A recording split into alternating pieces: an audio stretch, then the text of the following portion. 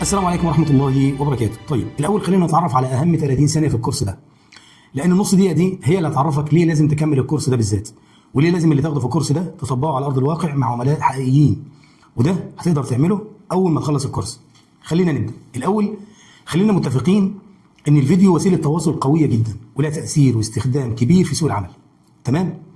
انك تحلل اللقطه من الفيديو وتعالجها وتعمل لها صياغه كانها قصه او فكره تقدر من خلالها توصل مشاعر للناس، ده صميم فن المونتاج. وده بالظبط اللي هتكسبه في الكورس ده، لانك في الكورس ده هتتعلم خطوه بخطوه ازاي تستخدم امكانيات ادوبي بريمير برو، واللي اغلب اللي في السوق بيستخدم تقريبا 20% من امكانياته شغالين. انت هنا هتاخد الكورس فروم اي تو زي، بدايه من الاساسيات لحد ما تكون قادر تعمل فيديو احترافي فعلا وتعمله تصدير وتوصله للعميل. اعمل سبسكرايب واستنى اول حلقه في الكورس واعمل شير عشان غيرك يستفيد. السلام عليكم.